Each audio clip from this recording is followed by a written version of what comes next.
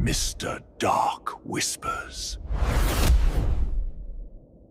I was employed at my local McDonald's for approximately 4 months. My tenure there was brief. I hold the belief that my destiny involves something greater than fast food, and a particular experience I had there certainly did not encourage me to stay. It remains the most unsettling thing that has ever happened to me. In an effort to impress management and advance quickly, I informed them that I was available to cover any shift and could fill in for anyone who called out. I was in need of the money, so more hours were always welcome. One evening, around 8 p.m., just before my usual bedtime, I received a call from work. A member of the night shift had called in sick. Feeling very irritated and tired, I reluctantly agreed to cover the shift and began to get ready. I had never worked an overnight shift before, neither at that McDonald's nor at any of my prior jobs. I felt a degree of excitement. Being nighttime, I anticipated at least half the usual number of customers, and the manager on duty was John, the most relaxed supervisor at the location. It seemed like it would be easy money. When I arrived around 8:30 p.m., the restaurant was incredibly busy. I clocked in and began working through the large crowd of customers in the lobby. By 10:30 p.m., the surge had subsided, and the building was mostly empty. The previous shift leader departed with nothing more than a good luck, despite it being my first night shift. Consequently, it was just John and me. He was occupied with tasks like checking the cash drawers, leaving me to manage the drive-thru, the front counter, and the grill by myself. Unsurprisingly, I was nervous. If too many cars arrived, I would be overwhelmed, and my drive-thru service times would be terrible.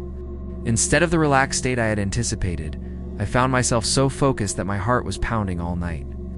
At our restaurant, and I'm not sure if this is standard for all locations, the headsets emit a chime whenever a car enters the drive-thru lane. It's a sort of pixelated bell sound that becomes annoying very quickly. Suddenly, I heard this exact chime. Naturally, I greeted the customer. "Hi, welcome to McDonald's. How can I help you today?" I delivered the line with so much feigned enthusiasm that it even made me feel sick. I was never clear on whether it was a magnet or a weight scale that detected a car's presence. But the microphone was activated, ready to capture the customer's order. Yet, all I heard was white noise. No one responded. No one spoke. I couldn't even hear the rumble of an idling engine. It was as if no one was there. This wasn't entirely unusual. It had happened a few times since I started working there. The sensor could be triggered by someone driving around the building or even a person walking past. It definitely needed to be fixed, as I had no desire to be alerted every time someone took the trash out back by rolling the bins over the drive-thru sensor. After about 3 minutes of static, the microphone clicked off, indicating that whatever had triggered the sensor was gone. The annoying noise in my ear finally stopped. However, less than a minute later it clicked on again, the bell chiming loudly in my ear. I rolled my eyes and repeated my greeting. "Hi, welcome to McDonald's. How can I help you?" Once more, there was no reply. This time, the microphone remained on for a longer period. I swear that at one point, I could hear heavy breathing. I started to get freaked out, believing someone outside was trying to mess with me. The microphone turned off after about 10 minutes of me listening to nothing. I was tempted to remove the headset and make John wear it, but my ambitious attitude got the better of me. I tried to distract myself by scrubbing counters that had already been wiped down and checking if the lobby needed restocking, but everything was in order. I needed to stay busy. There was something sinister about the darkness of the night just beyond the large lobby windows. When the bell chimed yet again, I nearly fainted. I really should have turned down the volume on the headset. Before I could utter my shallow, meaningless greeting, I heard the loudest, most blood-curdling scream. The moment I heard this screech, I threw off my headset and backed away from it. What the hell was that? Shakily, I put the headset back on. I was simultaneously enraged and terrified.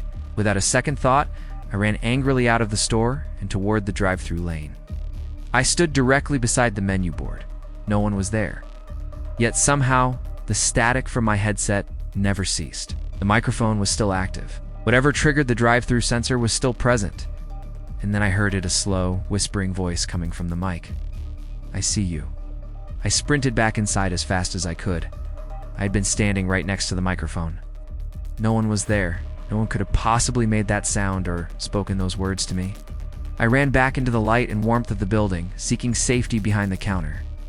I found John at the manager's desk. his head in his hands as he typed dates into the upcoming schedule. "What the hell was that?" I said louder than I intended.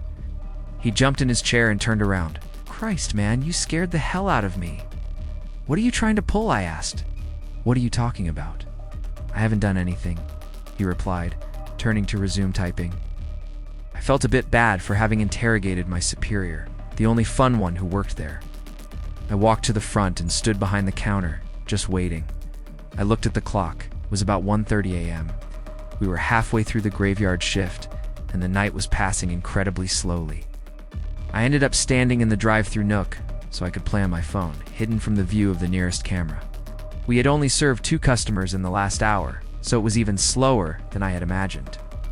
I stood there, leaning against the counter by the PA's computer, playing Clash of Clans and periodically checking Facebook.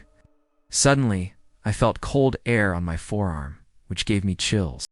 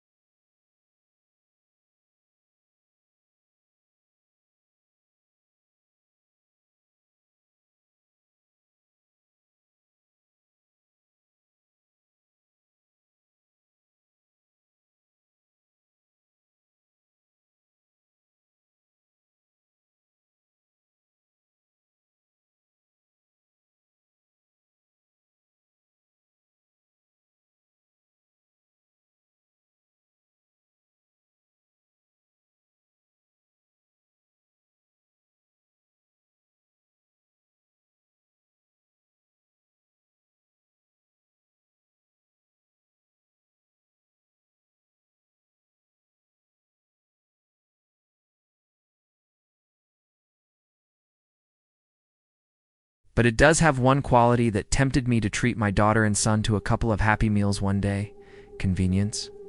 Around noon, I was enjoying my day off with the kids. My wife was at work and I had failed to buy groceries as I was supposed to. Not to mention, I was exhausted from work, as this was my first day off in a very long while. So, when my son Chris started begging for McNuggets, I thought, what the hell? And we stopped by our local experts in artery clogging. That McDonald's was extremely packed. There must have been 4 people inside, either waiting in line to order or sitting down, awkwardly and expectantly staring at each other. The moment my kids saw the play area through the windows in the back, they took off. They hadn't even told me what they wanted to eat. I figured they probably only wanted to come to McDonald's to play on the habit trail. After several minutes, it was finally my turn to order. I got them both a couple of nugget Happy Meals, and then headed to the play area, where I sat down on a bench. The kids frolicked and played all over the structure with 10 other children, most of whom looked like they hadn't been bathed in a week. As you can probably tell, I'm not very fond of the McDonald's scene, but I was desperate that day. I was fine with the big hunk of plastic tubes and ladders babysitting my kids for an hour. The kids played for about 10 minutes, before they finally came down to eat their food. As we were enjoying our meal, I noticed something rather strange. There was a chubbier red-headed child with curly hair in the ball pit. What was odd was the expression on his little face. He looked as if he was about to cry at any moment. He was frowning and tearing up, his eyes locked on one point in the room. I looked to see what he was staring at. It was just a glass window with moderately busy midday traffic outside. So, I continued eating, trying not to pay any mind to the motionless kid. But with every bite I took, I grew more and more worried and curious. My kids were here too, and if this child was crying, I wanted to know why. Eventually, he pulled himself up out of the ball pit and began to walk over to a woman who must have been his mother. On his way over, I noticed the kid's pants were down, and he started pulling them back up. My first thought was, Jesus Christ, this kid just defecated in the ball pit. At that point, I was ready to leave. The appetite I barely had in the first place was now gone. I let my kids finish eating, though, not saying a word about what I saw. Once they were done, I told them we had to go. Despite their whining efforts to make me stay, I made them get back in the car. Later that week, I was reading the newspaper. I made the mistake of drinking hot coffee when I came across a certain article. I literally spit it out on myself when I read it. At the very same McDonald's we had visited, a man had been arrested for, get this, sexually assaulting children while hiding in the ball pit. Holy hell. Luckily, my kids had never gone in there themselves that day, but they had been so close to it. In the headline photo, a woman was being interviewed. She was crying. It was that chubby boy's mother. I remembered her face and that red hair.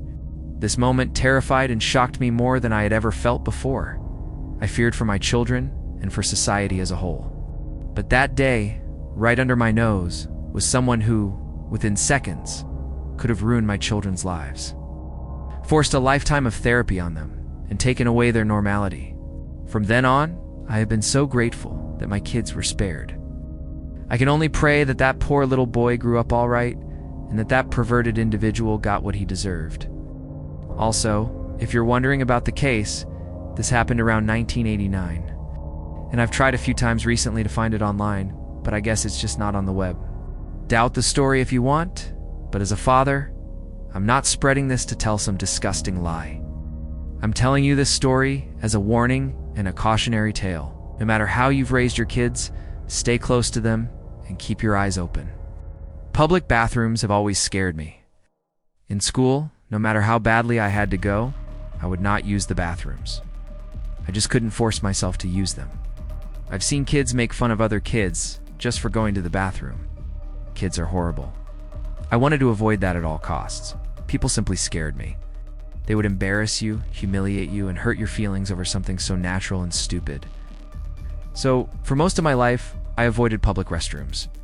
But one day, back in 2002, we were driving through Dallas at the end of a road trip on our way home. It was me and two other friends, Jessica and Ruby. It was maybe 11 o'clock at night and we were on the highway. They were starving, and while I was tired, I had to pee badly.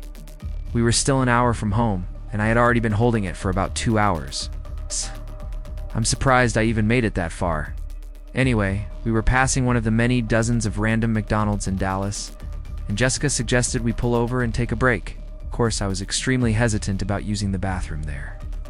I would almost rather pee in a bottle in the car than go into a public restroom.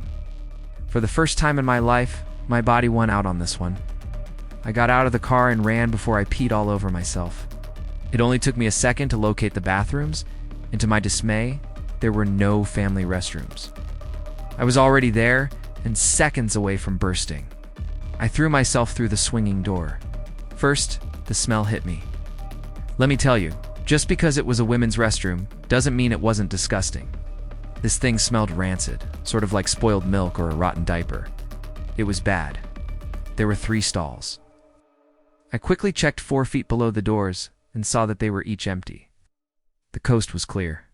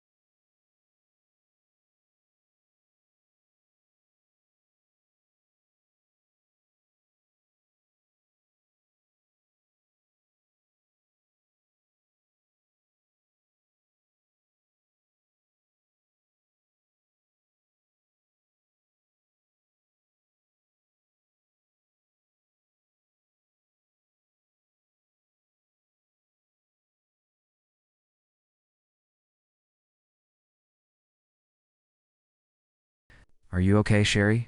What happened? Jessica called, knocking on my stall door. I could barely even talk. I didn't realize I was crying, but there were tears running down my face. I remembered I needed to pull my pants up, so I did. I stepped out to see their surprised and worried faces. Oh my God, you don't look good. Did something happen? Are you hurt? Jessica wanted answers. I shook my head. Some damn pervert was staring up at me from under the stall. Jesus, are you okay? Where did he go? Ruby sounded angry. I don't know, he just ran out, I replied, starting to calm down. We all walked back to the car, our eyes peeled for that creepy man. The girls begged me to make a police report, but I couldn't help but feel, weird, I guess. I just wanted to get home, take a shower, and get in my own bed. Besides, I only saw the man for maybe 5 seconds before he was up and gone. I climbed in the back seat of the car and sat back. Before we stopped, I was tired and ready to go to sleep, but now I felt wide awake and a little bit homesick and shaky. As we took off, I ended up glancing back at the place. The big neon arch hurt my eyes. Then I saw him.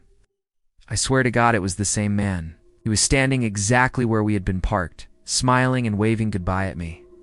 I got chills. Travel in packs, girls. Keep each other safe. I can only be thankful that that creepy man wasn't more desperate. This is one of those things that I, and probably everyone else, easily assumed would never happen to me. Needless to say, I didn't expect it, and it has left me very twitchy and nervous since then. This happened in 2007 when I lived in Kansas. There was a local McDonald's in my town that I stopped at every morning, or at least tried to. It was one of those combined gas station and fast food joints. This one just happened to be at a very convenient corner on my way to work, so I'd often go in, grab a McMuffin, and a can of Starbucks espresso to get my day going. This was a Tuesday, and I remember it all plain as day. Unfortunately, for some reason or another, the McDonald's side of the store was crowded that morning. There were at least 30 elderly folks there chatting up the place like a bunch of teenagers. I almost walked out. The line was a bit long, and I only had 20 minutes to get to work. The drive itself was 10 minutes long, so I didn't have much time to be waiting. But I had never been late, and I was starved that morning, so I figured, what the hell. I stepped in line and waited, eyeballing the menu to see if there was anything new or if there was something else I wanted, even though there was no way in hell I'd be changing up my routine. As I stood waiting, I felt something poke against my lower back. Before I could turn around, I heard someone whisper a bit too close in my ear, "Don't do anything."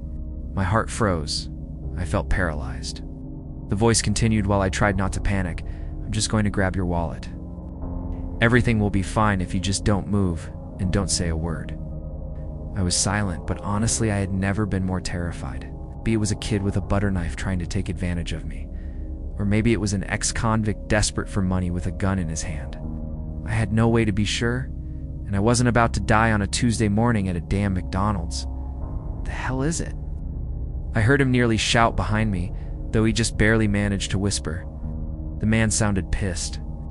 That's when I realized I must have left my wallet in the car. Often I would put my wallet in the passenger seat or in the cup holder, as it would make my back hurt or my bottom uncomfortable. "So where the hell is it?"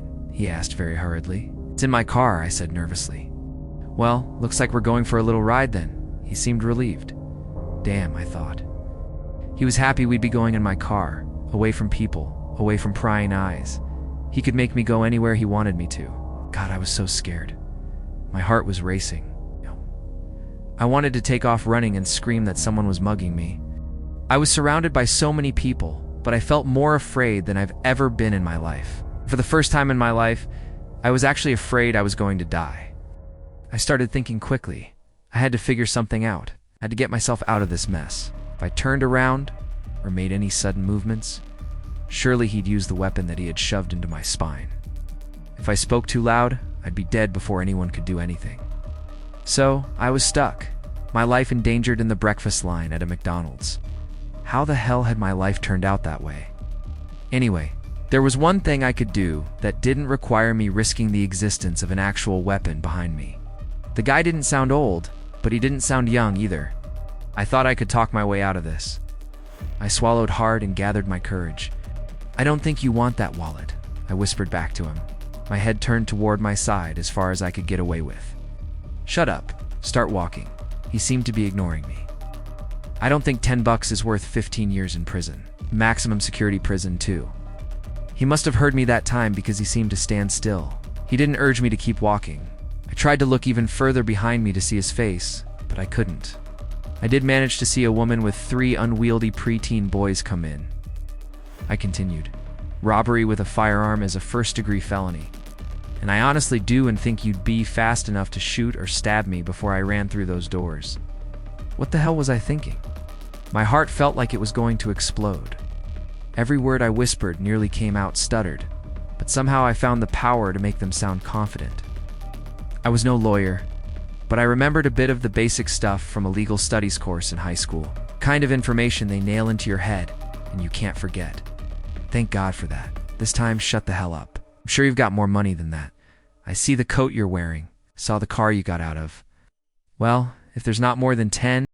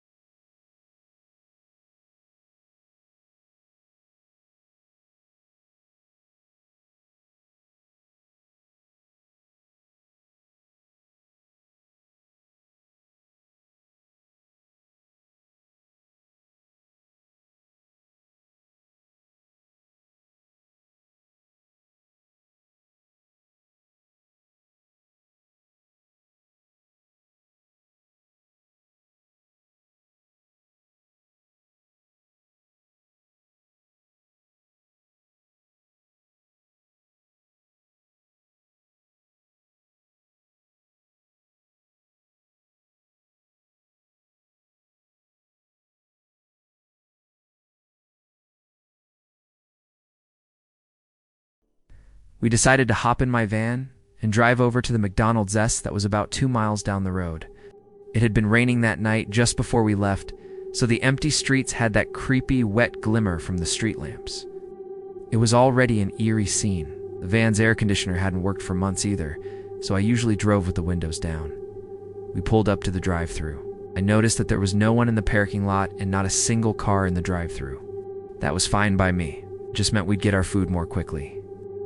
It is important to note, though, that at this particular McDonald's, there were numerous trees on the right and the restaurant itself to the left as you pulled through. It was almost a forest, but it was too thin to really be that, and just on the other side of it, the island of trees led to a pharmacy. We pulled up in front of the menu and waited to be greeted. And waited and waited. Eventually I said hello, trying to get someone's attention, but no one answered. The guys were telling me to just pull forward and see if they'd meet me at the window. So one of them said that despite the 24-hour sign, they might be closed for some repairs or something. I doubted that.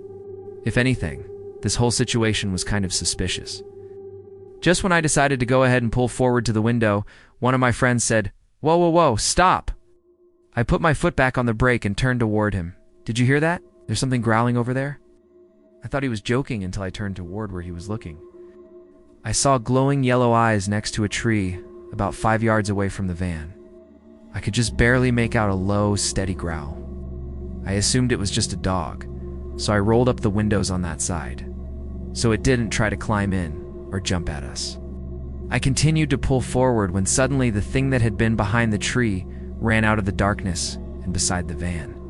I only got a brief look at it, but I was entirely sure that this was no dog. It was more the size of a grown mule, but thin and bony.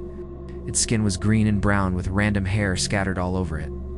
I kept my foot on the brake and rolled up the rest of the windows right away. I didn't want to keep moving just in case my mind was playing tricks on me, and this was some kid playing a joke. We all waited, spooked out of our minds. I kept looking out of the windows to try to find it. The thing must have been just below us, where we weren't able to see. Then someone in the back screamed. I looked toward them and saw at the back window, just above the edge of the metal, were a set of eyes and horns, small but pointed horns. The thing was just staring in at us. And at that moment, we all screamed and jumped away from the creature. Then, with a loud screeching noise, the creature took off back into the small patch of trees. I didn't hesitate. I drove back home. It wasn't worth a Big Mac staying next to those damned woods with that weird thing out there. I have no idea what we all saw that night, and we haven't seen anything like it since. Its eyes looked reptilian, with that sort of black slit in the middle. I honestly have never seen an animal in real life or on TV that looked anything like it, and I hope I never see it again. Be sure to like, share, comment, and subscribe if you enjoyed the video. Thanks.